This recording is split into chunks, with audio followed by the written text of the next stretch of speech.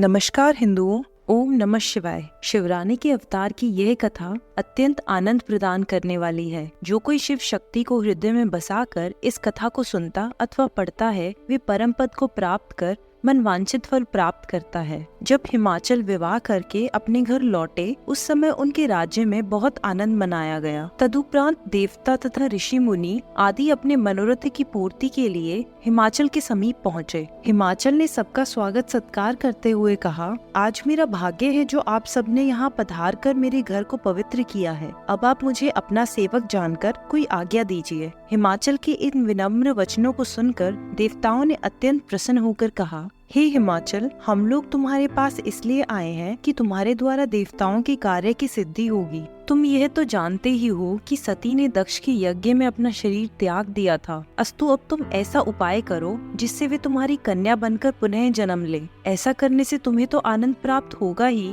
तीनों लोगों का भी कल्याण होगा। इस प्रकार हिमाचल को युक्ति बताने के उपरांत सब देवता भगवती जगदम्बा की शरण में गए और उनकी बहुत प्रकार से स्तुति प्रशंसा करने लगे। उस समय आदि शक्ति ने अपने पूर्ण स्वरूप को प्रकट कर उन्हें दर्शन दिया। भगवती जी श्रेष्ठ रथ पर विराजमान थी और उनके शरीर से करोड़ों सूर्यों के समान प्रकाश निकल रहा था। जब देवता उनके तेजस्वी स्वरूप के तेज को सहन करने में असमर्थ हुए, तब भगवती जगदम्बा ने कृपा करके उन्हें ऐसी शक्ति प्रदान की जिससे वे स्थिर रह सकें। अस्तु भगवती महामाया के प्रकट होने पर देवता और ऋषि मुनियों ने हाथ जोड़कर उनकी प्रार्थना करते हुए कहा, हे मातेश्वरी, आप सर्वश्रेष्ठ हैं। आपकी शरण में पहुँचे हुए जीव को कभी दुख नहीं होगा। हे जगदम्बे, अब हम आपकी शरण में आए हैं। अस्तु आप हमारे मनोरथों को पूर्ण करें, अर्थात पृथ्वी पर दूसरा जन्म लेकर शिवरानी का पद ग्रहण करें, जिससे सब देवताओं का दुख दूर हो तथा ब्रह्मा एवं विष्णु को भी प्रसन्नता प्राप्त। इसके अतिरिक्त सनत कुमार जो भविष्यवाणी कर चुके हैं, उसको पूर्ण करना भी आपका ही कार्य है। अस्तु आप हमारी इस प्रार्थना को अवश्य स्वीकार करने की कृपा करें। देवताओं द्वारा की गई इस प्रार्थना को सुनकर भगवती जगदम्बा ने अत्यंत प्रसन्न होकर मधुर वाणी में कहा, हे देवताओं,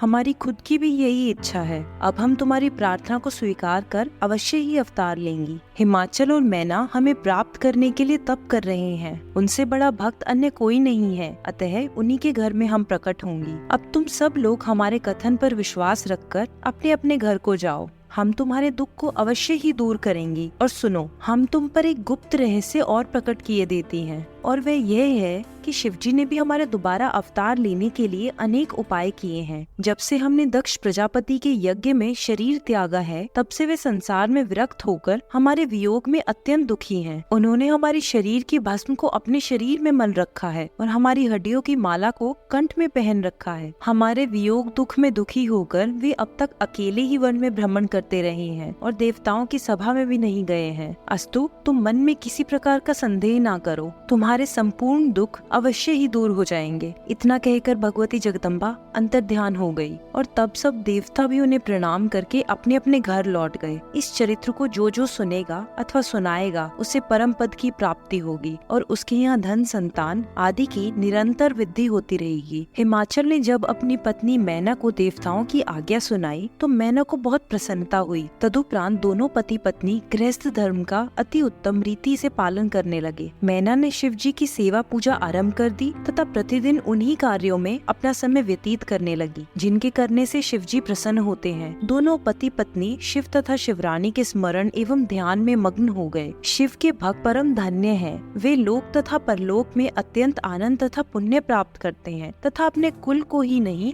अपितु औरों की कुल को भी मुक्त कर देते हैं। अस्तु हिमाचल ने भगवती जगदम्बा की आराधना आरंभ की और मैना से भी यही कहा कि तुम अपनी तपस्या द्वारा आदिशक्ति तथा शिवजी को प्रसन्न करने का उपाय करो। इस प्रकार वे दोनों शिव तथा शक्ति की उपासना करने लगे। उन दोनों ने शिव तथा शक्ति की उपासना करने के अतिरिक्त अन्य सब कार्यों को भुला दिया। वे अष्टमी के दिन व्रत रखते तथा शिव जी का पूजन किया करते थे। श्रावण मास में शिव व्रत रखने के उपरांत उसकी पूर्णता के निमित्त गंगा तट पर बसे औषधप्रस्थ देश में जा पहुँचे। वहाँ उन्होंने शिवलिंग की स्थापना कर तपस्या करना आरम्भ किया। तब की अवधि 20 वर्ष की थी। उसी बीच उन्होंने कभी अन्न जल ग्रहण किए और कभी केवल वायु की ही भक्षण करते हुए शिव और शक्ति का विधिवत पूजन किया। जब वह तपस्या पूर्ण हुई, तब भगवती उमा ने प्रकट होकर उन्हें अपना दर्शन देकर कृतार्थ किया उनका शरीर सजल मेघ के समान श्रेष्ठ श्याम वर्ण था तथा 8 हाथ और 3 आँखें थी। वे सब प्रकार के वस्त्राभूषणों में अलंकृत थी। तब उन भगवती ने प्रकट होकर मैना से कहा, हे मैना, तुम अपने मनोरथ को प्रकट कर जो चाहो मांग लो। जब मैना ने अपने नेत्र खोलकर भगवती जगदम्बा के स्वरूप को देखा तो उसे अत्यंत प्रसन्नता हुई। उसने हाथ जोड़कर कहा, हे माता, मेरे धन्य भाग्य हैं जो मुझे आज आपके दर्शन प्राप्त करने का ये सौभाग्य प्राप्त हुआ है। मैं इस समय आपकी कुछ स्तुति करना चाहती हूँ, परंतु हे माता, न तो मुझे ज्ञान ही है और न मैं विद्या ही जानती हूँ जिससे अपनी इस अभिलाषा को पूर्ण कर सकूं। यह सुनकर भगवती महामाया ने मैना के शरीर से अपने हाथ का स्पर्श करा दिया, जिसके कारण उसे उसी समय श्रेष्ठ ज्ञान की प्राप्ति हुई। तब वे अत्यंत प्रेम मग्न होकर अपनी आंखों से अश्रु वर्षा करने लगी। उस समय उसने ऐसे कठिन शब्दों से युक्त श्रेष्ठ पदावली में जगदम्बा की स्तुति की, जिसे बड़े बड़े विद्वान भी अच्छी तरह नहीं समझ सके। उस स्तुति को सुनकर भगवती ने कहा, हे मैना, जो व्यक्ति इस स्तुति को सुनेगा अथवा पढ़ेगा वह अपने संपूर्ण मनोरथ को प्राप्त करेगा और संसार में स्त्री, पुत्र, धन आदि प्राप्त करके अंत में मेरे लोक में आएगा। भगवती महामाया के इन कृपापूर्ण वचनों को सुनकर मैना ने हाथ जोड़कर कहा, हे मातेश्वरी, तीनों लोकों में ऐसी कौन सी वस्तु है जिससे आप नहीं दे सकते हो?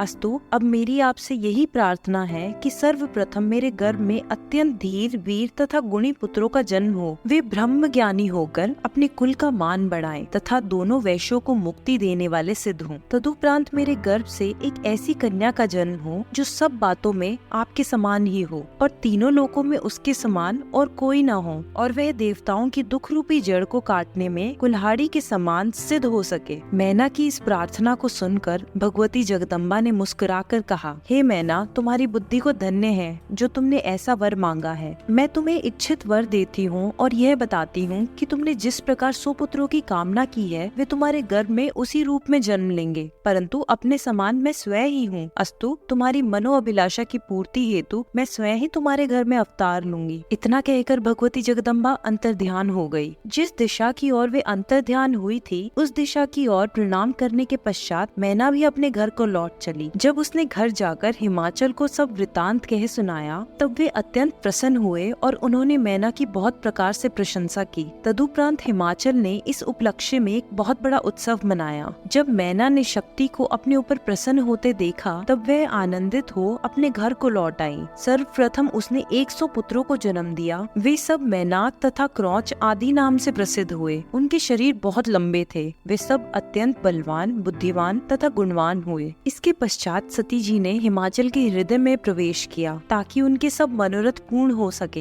हिमाचल ने सती जी के उस तेज को शुभ घड़ी प्राप्त कर मैना में स्थित कर दिया। जिस समय से सती जी मैना के गर्भ में आई उस समय से मैना का शरीर अत्यंत तेजस्वी हो गया। उस गर्भ को धारण कर मैना ऐसी सुंदर तथा तेजस्विनी हो गई जैसे पहले कभी नहीं थी। हिमाचल की यह अवस्था हो गई कि बारंबार वे मैना के निकट पहुँचते तथा मैना की सखी सहेलियों द्वारा यह पूछवाते कि उसे किसी वस्तु की आवश्यकता तो नहीं है। मैना लज्जित होकर कोई उत्तर नहीं देती थी, परंतु वह जिस वस्तु की इच्छा करती थी वह स्वयं ही प्रकट हो जाया करती थी। ऐसी कोई भी वस्तु नहीं थी जिसे प्राप्त करने में मैना को कोई कठिनाई हुई हो। मैना का गर्भ जितना अधिक बढ़ता जाता था उतना ही उसका तेज भी अधिक और होता जाता था। गर्भावस्था में जिन रीतियों तथा उत्सवों को करना उचित है उन सबको हिमाचल ने बड़ी धूमधाम के साथ संपन्न किया। उन्होंने सब लोगों को इच्छा अनुसार दान दिया तथा ब्राह्मणों, देवताओं एवं अतिथियों की भलीभांति पूजा की। उन्हीं दिनों ब्रह्मा जी, विष्णु जी तथा अन्य सब देवता शिवरानी की गर्भ स्तुति करने हेतु हिमाचल के घर गए और अपने कर्तव्य को पूरा करने के उपरांत लौट गए। जब गर्भ के 9 महीने व्यतीत हुए और 10वां मास पूरा होने लगा उस समय आकाश तथा पृथ्वी में शुभ शकुन होने लगा। आकाश पूरी तरह निर्मल हो गया और उसका प्रकाश बढ़ गया।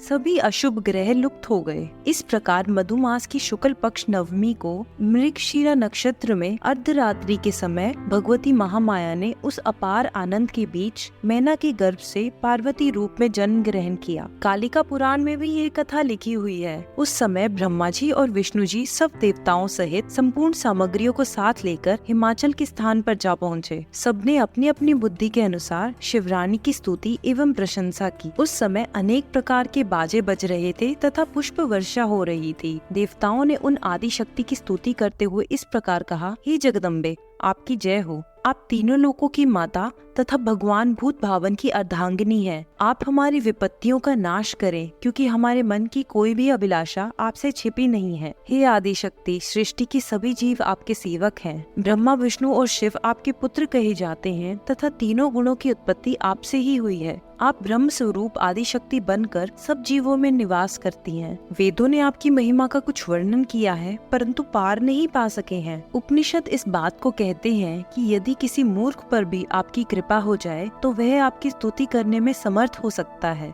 आप अपने भक्तों को मुक्ति प्रदान करती हैं तथा करोड़ों कलाओं को अपने वश में किए रहती हैं। आप अहंकार को नष्ट करने वाली हैं। वेद और वेदांत सब में आप सन्निहित है। हे भगवती, आपके सहस्र नाम जिनका वर्णन करना वाणी की सामर्थ्य से परे है। इस प्रकार बहुत स्तुति करने के उपरांत सब लोग अपने अपने घर को लौट गए। जब भगवती महामाया ने ये अवतार ग्रहण किया और सब देवता उनकी स्तुति प्रशंसा करने के उपरांत अपने अपने स्थान को लौट गए, उस समय हिमाचल ने बड़ी धूमधाम से अपनी पुत्री का जन्म महोत्सव मनाया। मैना उन्हें आदि शक्ति का अवतार पहचान कर अत्यंत प्रसन्न हुई। उस समय भगवती जगदम्बा ने भी अष्टभुजी स्वरूप धारण कर मैना को अपना दर्शन देकर कृतार्थ किया, और उस स्वरूप का वर्णन करना अत्यंत कठिन है। वे भगवती 8 भुजाएं, 3 नेत्र एवं ज्योतिपूर्ण वस्त्रालंकारों को धारण किए हुए थी। मैना ने जब उनको इस स्वरूप में देखा तो उनकी बहुत प्रकार से प्रशंसा करते हुए यह कहा, हे भगवती, आपने अत्यंत कृपा करके मेरे घर में अवतार लिया है। मेरी यही प्रार्थना है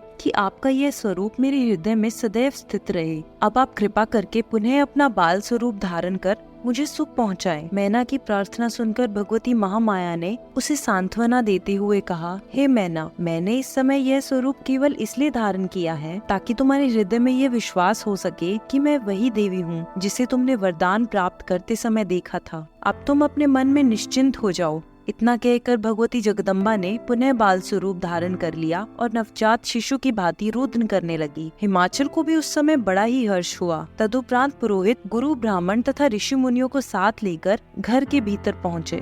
नगर की सब स्त्रियां भी उस समय अपना अपना श्रृंगार कर बधाई देने के लिए मैना के समीप आ पहुंची। हिमाचल ने रीति पूर्वक संपूर्ण संस्कारों को संपन्न किया। तदुपरांत ब्राह्मणों ने उस कन्या का नाम गिरिजा, काली आदि रखे। बाल स्वरूपा शिवरानी ने संसारी बालिकाओं की भांति ही अनेक चरित्र करके माता पिता को प्रसन्न करना आरंभ किया। जो जो उनकी आयु बढ़ती जाती थी, वे विविध प्रकार के चरित्र द्वारा सबको प्रसन्नता प्रदान करती थी। वे कभी गोद में लिपटकर मुस्कुराती, कभी अपनी तोतली वाणी से ऐसे शब्दों को कहती जिसे सुनकर अत्यंत प्रसन्नता प्राप्त होती थी। कुछ समय में ही उन्हें उमा, शिवरानी सुनकर माता पिता आदि नामों से भी पुकारा जाने लगा। सांसारी रीति के अनुसार उन्होंने विद्या अध्ययन भी प्रारंभ किया और कुछ ही समय में संपूर्ण विद्याओं में निधान हो गई। बाल अवस्था व्यतीत हो जाने पर जब उन्होंने युवावस्था में प्रवेश किया, उस समय की उनकी सुंदरता का वर्णन किसी भी प्रकार से नहीं किया जा सकता। वे ऐसी अनन्य स्वरूपा थी कि उन्हें उत्पन्न करने के पश्चात ब्रह्मा जी उन जैसी सुंदरता अन्य किसी भी प्राणी को प्रदान नहीं कर सके। मानो गिरिजा को उत्पन्न करने के पश्चात उनका सृष्टि रचना का संपूर्ण परिश्रम सफल हो गया हो। तीनों लोकों में उन जैसी स्त्री अन्य कोई नहीं है।